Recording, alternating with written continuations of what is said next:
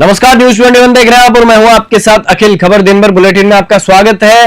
मातृभूमि सेवा संस्थान जिला सीकर के बैनर तले उपखंड अधिकारी श्री माधोपुर को एडवोकेट गोकुल चंद गोदारा के नेतृत्व में घुमंतु लोहार जाति के लोगों ने प्रमुख मांगों को लेकर ज्ञापन दिया और ज्ञापन से पहले उपखंड कार्यालय पर करीब 4 घंटे तक धरना दिया। गोदारा ने बताया कि ग्राम पंचायत थोई में घुमंतु लोहार जाति के लोग पिछले 40 सालों से घुमंतु जीवन यापन कर रहे हैं। लोहार जाति के लोगों को आज तक मूलभूत सुविधाओं से भी वंचित रखा गया है। उन्हें बिजली, पानी, लैट बाथ की सुविधा उपलब्ध नहीं है। रहने के लिए आवासीय भूमि नहीं दी गई है। उपखंड अधिकारी ने दस्तावेज बनाने तथा निःशुल्क आवासीय भूखंड आवंटन की प्रक्रिया में पूरा सहयोग करने का आश्वासन दिया। श्री माधोपुर से रविकांत अग्रवाल की रिपोर्ट।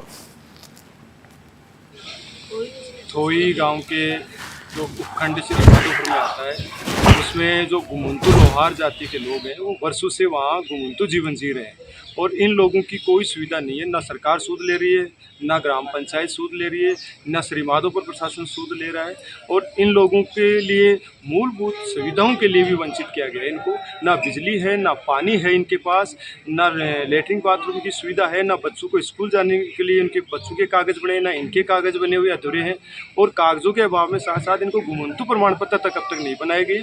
सरकार कई योजनाएं इनके लिए निकाल रही है घुमंतु लोगों के लिए, लेकिन वो सब कागज़ों में और ढिंढोरा पीटा जा रहा है।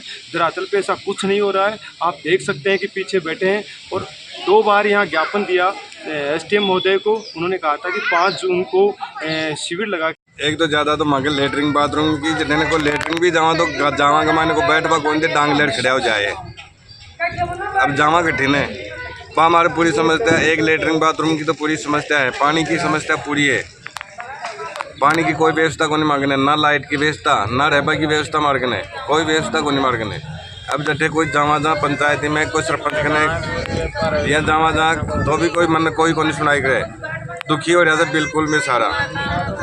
सो क्या का खोटा भरा सा भी बैठे कहीं बेचता कोई नहीं मारे चौमासा का मार पानी भरा है बेटे। खाडा की जगह कणा कठिन बगावन कणा कठिन बगा बेटे। रोड माले 4 जगह तो घेर दिया उठा माने मारा टाबर खोटा भरा कटे तो स्कूल जान कटे निमटबा का भी खोटा रहा। रोड माले मान निमटबा कौन जाबा दे रहा ना कटे जावा में मान 40 साल होगी मारा कागज तो सो कि अपना हमारी बेचता को नहीं कर रहा ना। ग्राम से सरपंच मान धमकावा बेटे जावा जड़ा क्योंकि हमारी बेचता को नहीं हो रही ना बेटे। दौसा जिले की ग्राम पंचायत नांदरी की आबादी भूमि में स्थित सरपंच कमल कांत मीणा के द्वारा बिना किसी सूचना के तहसीलदार सिकराय थाना मेहंदीपुर बालाजी के थाना में जाब्ता द्वारा ग्रामीणों को जबरदस्ती से JCB द्वारा जबरन हटाने का मामला सामने आया है। परेशान ग्रामीणों ने दौसा जिला कलेक्टर को ज्ञापन देकर मामले के निस्तारण की गुहार लगाई है। मौके पर उपस्थित ग्रामीणों ने बताया कि सरपंच द्वारा भेदभाव किया जा रहा है। ये मामला चुनावी रंजिश बताया जा रहा है। दौसा से अश्विनी जांगीर की रिपोर्ट। कोटा स्थित महाराव भीम सिंह यानी कि MBS अस्पताल में आज उस समय हालात बिगड़ गए जब अस्पताल के ठेका कर्मचारी वेतन भुगतान में देरी के विरोध में हड़ताल पर उतर आए। एकीकृत निविदा कर्मचारी संघर्ष समिति के अध्यक्ष देवाशीष सेन के नेतृत्व में यह प्रदर्शन अस्पताल परिसर में जोरदार ढंग से किया गया। हड़ताल में दवा काउंटर, पर्ची काउंटर, लैब टेक्नीशियन सहित कई महत्वपूर्ण सेवाओं से जुड़े कर्मचारी शामिल हैं। MBS अस्पताल का नया आउटडोर परिसर मरीजों की भारी भीड़ से भर चुका है और काउंटरों पर लंबी कतारें देखी जा रही है। कोटा से कामेंदु जोशी की रिपोर्ट। बीकानेर के श्री डूंगरगढ़ में योगी मॉडल देखने को मिल रहा है। सुरजनसर गांव में नाबालिगा 2 मासूम बहनों के साथ हुई रेप की वारदात के बाद आखिरकार प्रशासन का पीला पंजा चल गया है। दुष्कर्म के आरोपी भगवान सोनी ने करीबन 100 बीघा जमीन पर अवैध रूप से कब्जा करके होटल, दुकान और मकान बना रखे थे और अवैध गतिविधियां चलाई जा रही थी। बीकानेर से लोकेश बेहरा की रिपोर्ट।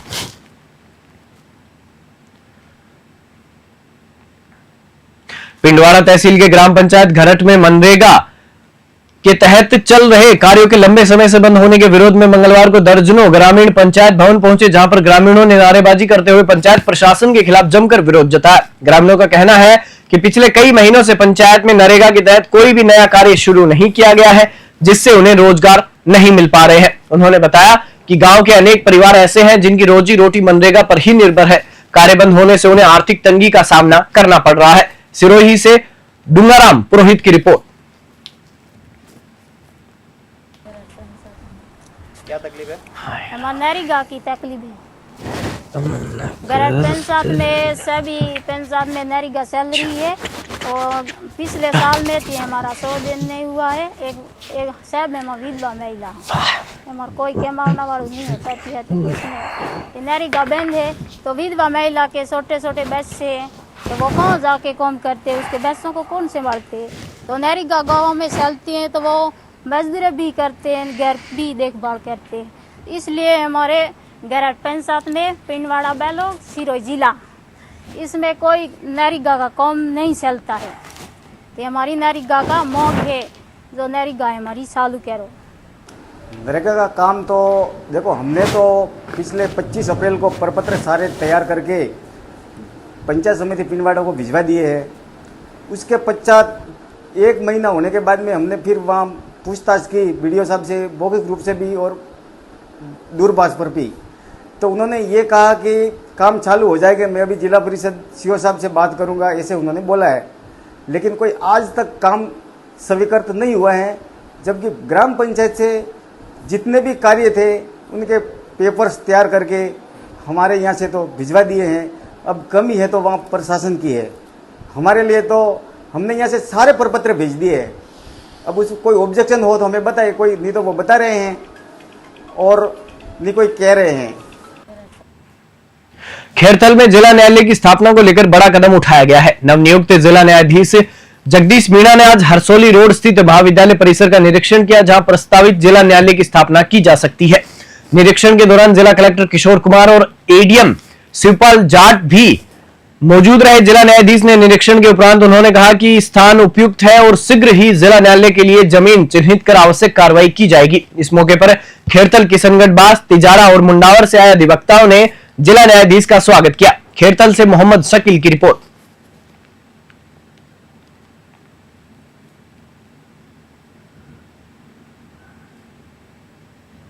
रावतसर में नकली डीएपी खाद के प्रकरण में किसानों ने को सड़क पर ला दिया है, क्योंकि नकली डीएपी जो खाद है उससे किसान परेशान हो रहे हैं। भारतीय किसान संघ ने उपखंड कार्यालय पर धरना प्रदर्शन करते हुए कृषि मंत्री डॉक्टर किरोड़ी लाल मीणा के नाम उपखंड अधिकारी को ज्ञापन सौंपा है।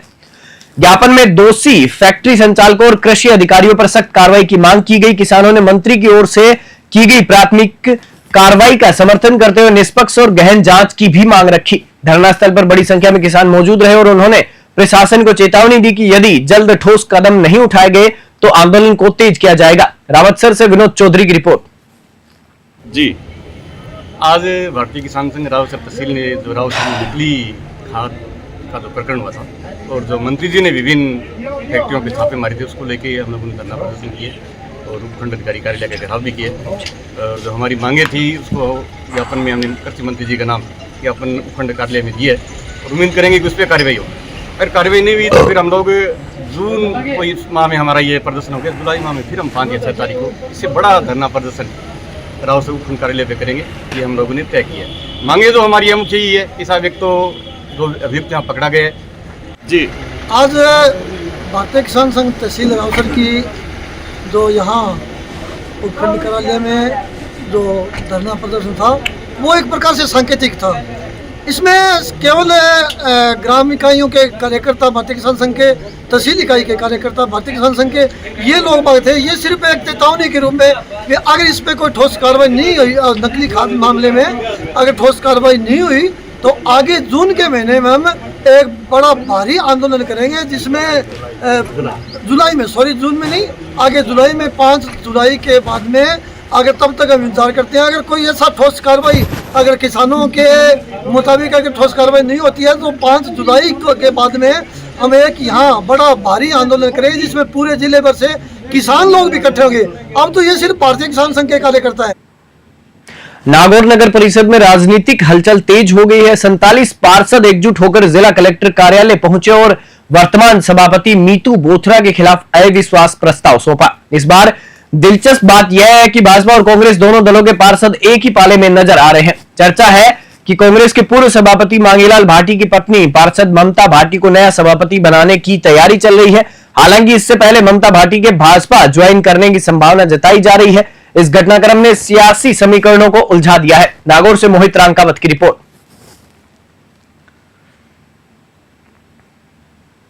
कांग्रेस ने भाजपा पर एक बार फिर से लोकतंत्र और संविधान की हत्या करने का आरोप लगाया है। श्रीगंगानगर के जिला प्रमुख के चुनाव को स्थगित करवाने का षड्यंत्र रचने का भी आरोप लगाया है। साथ ही साथ आपको बता दें कि आज श्रीगंगानगर में जिला प्रमुख के चुनाव की प्रक्रिया के दौरान जोधपुर हाईकोर्ट द्वारा स्थगन आदेश जारी किए जाने के पश्चात जिला कांग्रेस कमेटी द्वारा प्रेस वार्ता का आयोजन किया गया। प्रेस वार्ता में जिलाध्यक्ष अंकुर मंगलानी, जिला प्रभारी एवं प्रदेश महासचिव जिया उर रहमान, जिला प्रमुख चुनाव के पर्यवेक्षक राम सिंह कसवा उपस्थित रहे। कांग्रेस नेताओं ने कहा कि भाजपा ने एक बार फिर लोकतंत्र तथा संविधान की हत्या करते हुए आज चुनाव को स्थगित करवा दिया है। श्रीगंगानगर से कृष्ण आसेरी की रिपोर्ट। राजस्थान राज्य भारत स्काउट एंड गाइड स्थानीय संघ कोटा दक्षिण के तत्वाधान में शहर के 4 स्थानों पर ग्रीष्मकालीन कौशल विकास प्रशिक्षण शिविरों का आयोजन किया जा रहा है, जहां 448 शिविरार्थी नेतृत्व क्षमता के साथ सामाजिक कौशल की बारीकियां सीख रहे हैं। आत्मरक्षा, स्वावलंबन, स्वर अनुशासन, नेतृत्व क्षमता की बारीकियां समझ रहे हैं। स्थानीय संघ सचिव प्रकाश जायसवाल ने बताया कि कोटा में केशवपुरा, रोजड़ी, रंगबाड़ी और अनंतपुरा में प्रशिक्षण शिविर चल रहे हैं, जहां प्रशिक्षणार्थियों को द्वारा विभिन्न विद्याओं में प्रशिक्षण प्राप्त किया जा रहा है। इन शिविरों का उद्देश्य युवाओं को शारीरिक और मानसिक रूप से मजबूत बनाना, नेतृत्व क्षमता विकसित करना और विभिन्न सामाजिक कौशल सिखाना है। कोटा से कामेंदु जोशी की रिपोर्ट।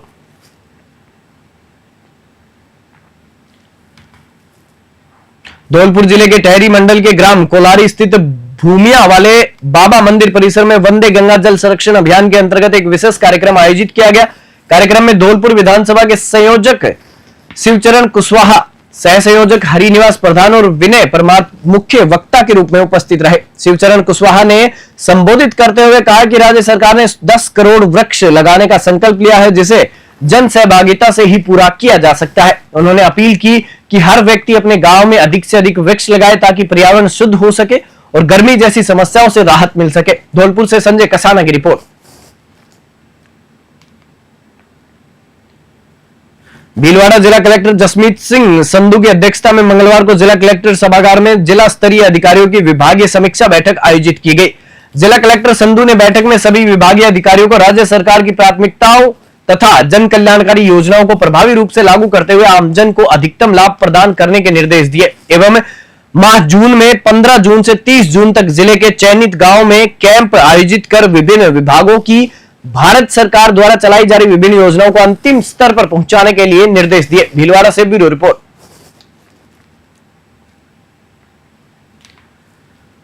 मावली के पीएम श्री विद्यालय में ब्लॉक स्तरीय चयनित 112 विशेष व्यक्तियों को उपकरण वितरित किए गए।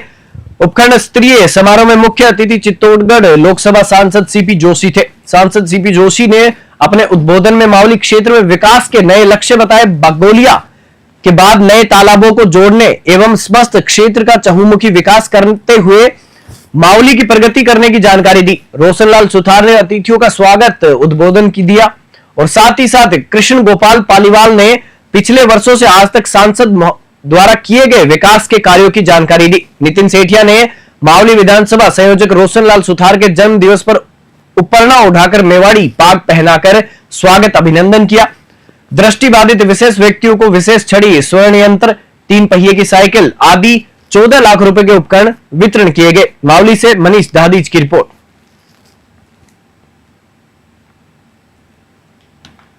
धौलपुर जिले में मौसम में हो रहे निरंतर बदलाव और बढ़ती गर्मी के चलते बच्चों में मौसमी बीमारियों का प्रकोप तेजी से बढ़ रहा है।